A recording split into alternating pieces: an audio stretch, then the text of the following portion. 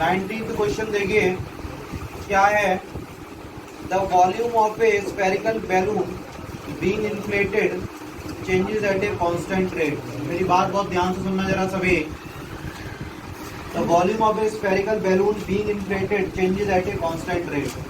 मतलब जो वॉल्यूम है स्फीयर का, एक स्फेरिकल बैलून है, उसका जो वॉल्यूम है वो एक कांस्टेंट रेट से चेंज हो रहा है। मान लो लेट सपोज दैट वो के से चेंज हो रहा है कि कोई एक क्या सवाल दिया है। क्वेश्चन नंबर 19 है एक्सरसाइज 9.4 का।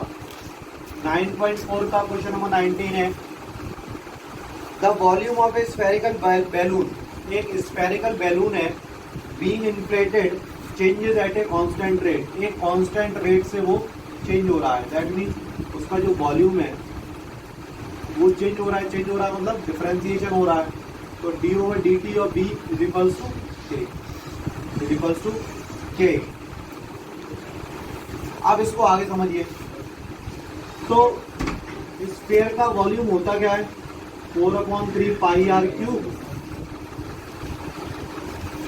यही तो होता है। तो यहाँ पे देखिए डी ओवर डी टी और 4/3 पाई और आर क्यूब का डिफरेंशिएशन क्या होगा?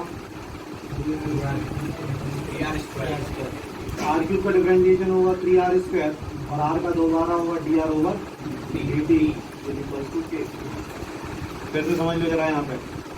तो यहाँ पे वॉल्यूम का फॉर्मूला लेगा। ये जो है वो फॉर्मूला है वॉल्यूम ऑफ स्फीयर का। वॉल्यूम ऑफ स्फीयर क्या होता है? 4/3 पाई आर क्यूब होता है। 4/3 पाई तो कांस्टेंट था तो उसको तो अलग कर लिया।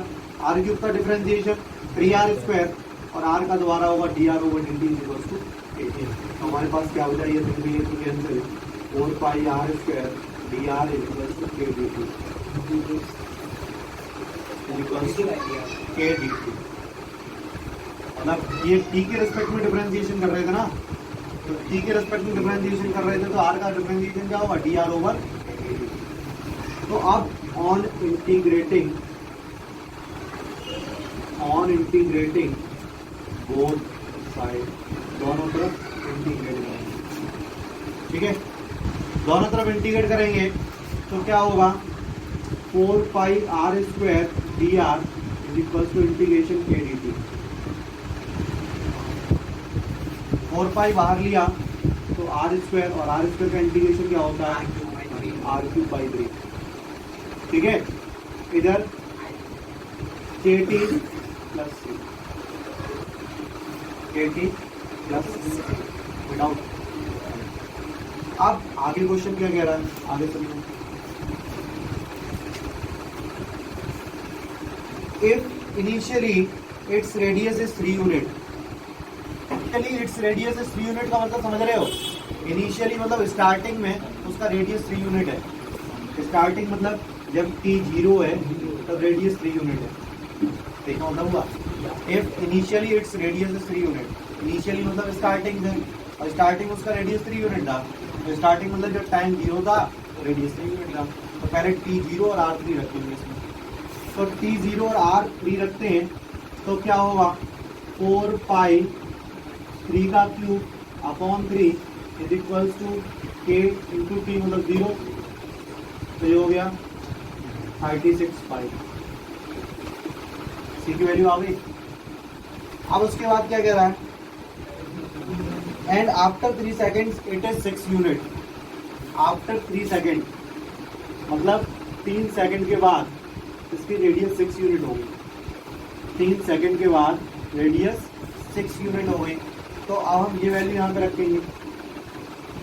4 पाई r की जगह 6 का cube upon 3 is equals to k into t की जगह 3 प्लस c। 4 पाई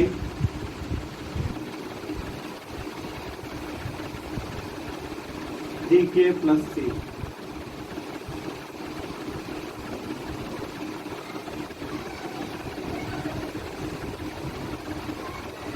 c की वैल्यू क्या है? 36 पाई। तो ये 36 इंटू 8 280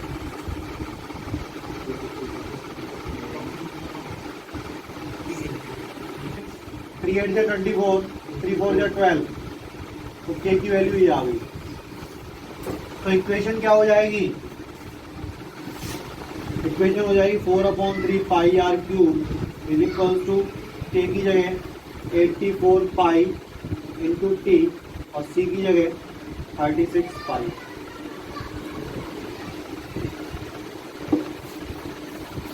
क्लियर?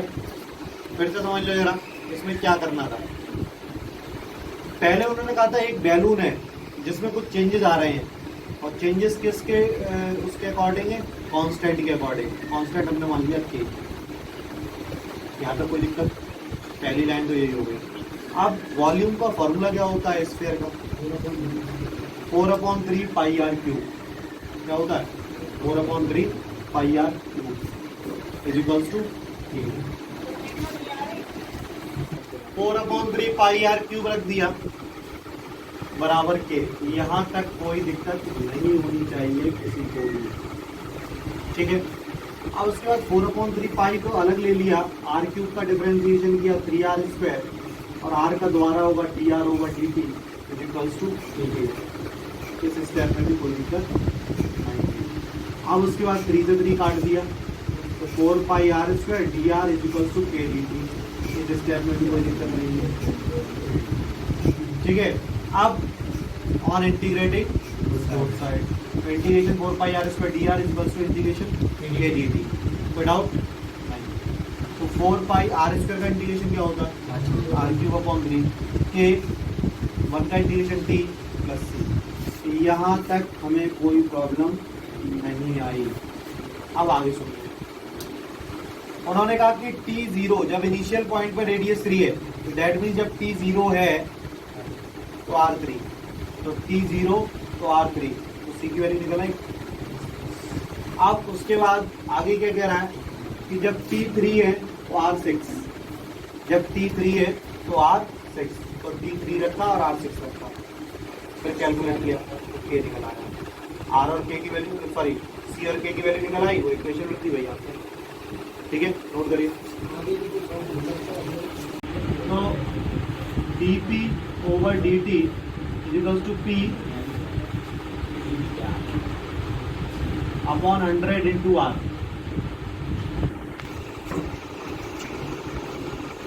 एक मिनट रुको। dp over dt is equals to p upon 100 into r। बात समझ में? ऐसा क्यों हुआ? क्यों? क्योंकि तुम्हें मालूम है कि सिंपल इंटरेस्ट का फॉर्मूला होता है p into r into t upon 100, ठीक है। तो यहाँ पे क्या है? ऐसा ही का मतलब क्या होता है? प्रिंसिपल में चेंज। ऐसा ही का मतलब क्या होता है? प्रिंसिपल में चेंज। और यहाँ पे t का मतलब क्या है? टाइम में चेंज। टाइम में change is equal to p upon 100 into r. कोई दिक्कत यहाँ पे? वही तो लिखा, वही तो लिखा है। तो dp over dt is equal to क्या होगा? p upon 100 into r. ये लाइन क्लियर है? अब हमने क्या किया? p को p के साथ ले लिया, dt को ले लिया, इसका इंटीग्रेशन कर दिया। log p बराबर rt अपॉन 100 प्लस c। यहाँ तक कोई दिक्कत नहीं। उसके बाद आगे बढ़े तो log को उधर ले जाएंगे तो e to the power convert होगा, तो p बराबर आ गया e to the power rt upon 100 plus c। तो यहाँ तक कोई दिक्कत नहीं। अब उन्होंने कहा था कि 10 साल बाद 100 रुपए के जस्ट डबल हो जाते हैं। तो स्टार्टिंग में तुम्हारे पास रुपए कितने हैं? 100। तो t0 जब है तब p 100 है, जब t0 है तो p 100 है। कोई डाउट? तो t0 कर दिया, p 100 कर दिया, तो e to the power c की वैल्यू आ गई। अब उन्होंने कहा आफ्टर 10 ईयर्स मतलब 10 साल t 10 है तो p कितना है? 200। t 10 है तो p 200, तो t 10 और p 200 कर दिया, t 10 और p 200 कर दिया। तो 200 equals to e to the power r upon 10 into e to the power c। e to the power c की वैल्यू क्या है? 100। e to the power c की वैल्यू कितनी है? 100। 100 का इसको डिवाइड दे दिया तो 2 equals to e to the power r upon 10। Taking log on both side, तो log 2 equals to log e to the power r upon 10। तो ये क्या हो गया? r अपॉन 10 और log 2 की वैल्यू 0.6931। 10 का उधर मल्टीप्लिकेशन करेंगे तो 6.931 इक्वल्स टू आर। यहाँ तक कोई डाउट है? ये सवाल जो है बिल्कुल प्रीवियस क्वेश्चन की तरीके से है, उसमें आर दिया था, इसमें आर की जगह 5 दिया। इतना अंतर है। इस बार इसमें उन्होंने रेट दे दिया, रेट कितना है 5। तो हमने क्या किया, बिल्कुल उसी तरीके से वैल्यू रख के पहले फिर 5/100 कर दिया, तो ये t/20 आ गया, और यहाँ से log इधर से हटाया तो इधर e टू दी पावर हो गया। यहाँ तक कोई दिक्कत है? यहाँ तक तो कोई दिक्कत ही नहीं है। अब उन्होंने कहा था कि शुरुआत में हमने रुपए कितने लगाए थे, 1000 रुपए। तो जब 1000 रुपए लगाए थे तब टाइम क्या था, 0। तो t 0 और p 1000, उससे हमने e to the power c निकाल दिया। कोई डाउट नहीं। अब उन्होंने आगे ये कहा था कि अगर हम टाइम जो है 10 साल बाद कितना रुपया मिलेगा, कितना रुपया मिलेगा, तो आफ्टर मतलब t बराबर 10 रखना है हमें।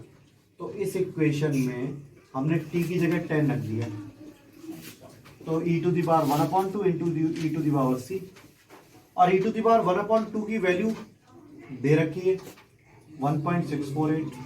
e to the power c की वैल्यू क्या है 1000, मल्टीपल किया तो 1648 रुपीज। ठीक है, कोई डाउट? अब इसके बाद नेक्स्ट क्या होता है, एक एग्जाम्पल दे रहे हैं, उससे आपको पूरा मेथड समझ में आएगा। ठीक है, देखिए फॉर एग्जाम्पल हमने लिया कि x² plus xy dy is equal to x² plus y² dx। अब सबसे पहले तो क्या करेंगे इस सवाल में, कोई भी नोट ना करे, पहले समझ लो। dy/dx बना लो पहले, सबसे पहला काम होगा आप dy/dx बनाएंगे। तो dx को अपॉन में ले आए, और इधर क्या हो गया x² plus y² upon x² plus xy। यहाँ तक तो कोई दिक्कत है ही नहीं, यहाँ तक तो कोई दिक्कत नहीं है। अब इस सवाल में ये होमोजीनियस का सवाल है या नहीं है, उसको चेक करने का पहले मेथड होता है। पहले उसको चेक करेंगे ये होमोजीनियस का ही है, ऐसा तो नहीं है कि वेरिएबल या लीनियर का हो। सबसे पहले हम चेक करेंगे ये होमोजीनियस का है या नहीं, और चेक करने के लिए क्या करेंगे, let x is equals to lambda x और y is equals to lambda y। x की जगह लैम्डा x रख देंगे, y की जगह लैम्डा y रखा हमने। देखो ये तो dy/dx वैसे ही रहेगा, इसमें कुछ नहीं चेंज करेंगे। यहाँ पे x की जगह लैम्डा x, y की जगह लैम्डा y। यहाँ पे x की जगह लैम्डा x की जगह लैम्डा x, y की जगह लैम्डा y। अब ऊपर से लैम्डा स्क्वायर कॉमन आ रहा है, और नीचे से भी लैम्डा स्क्वायर कॉमन आ रहा है, तो सवाल रिपीट हो रहा है, वही सवाल फिर से आ गया। So it is homogeneous. So it is homogeneous. अभी सवाल नहीं हुआ, केवल ये पता किया कि होमोजीनियस है या नहीं। अब आप कहोगे सर ये तो हर सवाल में हो जाएगा, इसमें क्या किया, लैम्डा लगाया फिर कॉमन लेके कैंसिल कर दिया, तो हर सवाल में हो जाएगा। अब जरा बताओ हमें, x की पावर 3 प्लस y की पावर 3 अपॉन xy, रखो इसमें lambda x, lambda cube x cube, lambda cube y cube upon lambda x lambda y। ऊपर से लैम्डा क्यूब कॉमन आ रहा है, और नीचे से लैम्डा स्क्वायर कॉमन आ रहा है। लैम्डा स्क्वायर से एक अंदर एक लैम्डा बच गया, तो ये होमोजीनियस नहीं है, ये होमोजीनियस नहीं है। तो होमोजीनियस चेक करने का मेथड समझ में आ गया कि x की जगह और y की जगह वैल्यू अभी पूरा नहीं, अभी केवल हम होमोजीनियस चेक किए, सवाल अभी पूरा बाकी है। ठीक है, लेकिन इसके 1 मार्क्स होंगे, तो आप समझ लीजिए कि x की जगह लैम्डा x और y की जगह लैम्डा y रखो, और वही सवाल दोबारा से रिपीट हो जाता है, तो वो होमोजीनियस है। या फिर ऐसे भी चेक कर सकते हो, वैसे ये प्रॉपर मेथड तो करना ही पड़ेगा, लेकिन आप अपने आप चेक करना चाहो तो ऐसे भी कर सकते हो। 2 पावर, इधर भी 2 पावर, इधर भी 2 पावर, ऊपर नीचे पावर सेम हो, दैट मीन्स ये होमोजीनियस। ऐसे भी आप चेक कर सकते हो, लेकिन ये मेथड तो आपको सवाल में दिखाना पड़ेगा। अब आगे सुनिए, जब हमने होमोजीनियस चेक कर लिया, अब हमें क्या करना होगा। हर सवाल में ये प्रॉपर मेथड चलना है, हर सवाल में होमोजीनियस के। लेट करेंगे y is equal to v x. Homogeneous के हर क्वेश्चन में यही स्टेप चलेगा, y is equal to v x. अब y का डिफरेंशिएशन क्या होगा, dy ओवर dx। इसका डिफरेंशिएशन क्या होगा, बस सेकंड लगेगा, फर्स्ट जैसे का तैसा, सेकंड का डिफरेंशिएशन, प्लस सेकंड जैसे का तैसा, फर्स्ट का डिफरेंशिएशन। तो dy ओवर dx क्या निकल के आया, v plus x dv over dx। बात समझ में आई। पहले हमने होमोजीनियस चेक कर लिया, होमोजीनियस चेक करने के बाद हमने लेट किया y बराबर वी एक्स और dy ओवर dx बराबर v plus x dv over dx निकल आया। ये होमोजीनियस के हर सवाल में ये आपको करना ही करना है। अब आप क्या करेंगे, जो क्वेश्चन होगा जहाँ पे हमने dy ओवर dx निकाल लिया होगा उसमें ये वैल्यू पुट कर देंगे, उसमें ये वैल्यू पुट कर देंगे। देखो कैसे, सवाल क्या था, dy over dx is equal to x square plus y square upon x square plus x y था। अब इसमें dy ओवर dx की जगह क्या लिखेंगे, v plus x dv over dx। यहाँ पे एक्स स्क्वायर, y की जगह क्या लिखेंगे, vx, x की जगह x की जगह x, y की जगह vx। तो ये हो गया v plus x dv over dx बराबर, ऊपर से x square common, 1 plus v square, नीचे से x square common, 1 plus v, x square से एक्स स्क्वायर कट गया, प्लस का v उधर जाएगा तो कैसा हो जाएगा, माइनस का v हो जाएगा। तो x dv ओवर dx बराबर क्या आया, 1 plus v square minus v into 1 plus v upon 1 plus v. तो यहाँ पे आया x dv over dx is equals to 1 plus v square minus v square upon 1 plus v. तो क्या आया, x dv over dx is equals to 1 minus v upon 1 plus v. यहाँ तक कोई दिक्कत है, फिर से समझ लो जरा। सबसे पहले क्या किया, पहले तो हमें होमोजीनियस चेक करना है, x बराबर लैम्डा x, y बराबर लैम्डा y। क्वेश्चन रिपीट होता है तो वो होमोजीनियस है, ठीक है। उसके बाद हमें नेक्स्ट स्टेप में क्या करना है, लेट करना है y बराबर vx और y बराबर vx लेट करेंगे, उसका डिफरेंशिएशन करेंगे। तो डिफरेंशिएशन क्या होगा, dy ओवर dx बराबर v plus x dv over dx। अब ये दोनों वैल्यू, ये और ये वैल्यू हम क्वेश्चन में रखेंगे। तो dy ओवर dx की क्या रखेंगे, v plus x dv over dx। y की जगह क्या लिखेंगे, vx रख दिया हमने। रखने के बाद क्या किया हमने, ऊपर से एक्स स्क्वायर कॉमन आ रहा था, नीचे से एक्स स्क्वायर कॉमन आ रहा था, कैंसिल कर दिया। आगे क्या किया, प्लस का भी था, इधर आके माइनस का भी हो गया। फिर एलसीएम लेके इसको सॉल्व किया तो ये निकल के आया। अब v वाले अलग लेंगे, x वाले अलग लेंगे। अब तो वेरिएबल सेपरेट हो रहे हैं, v वाले अलग चले जाएंगे, x वाले अलग चले जाएंगे ऑन इंटीग्रेटिंग बोथ साइड। अब इसके आगे कंटिन्यू करेंगे, पहले इतना नोट करिए।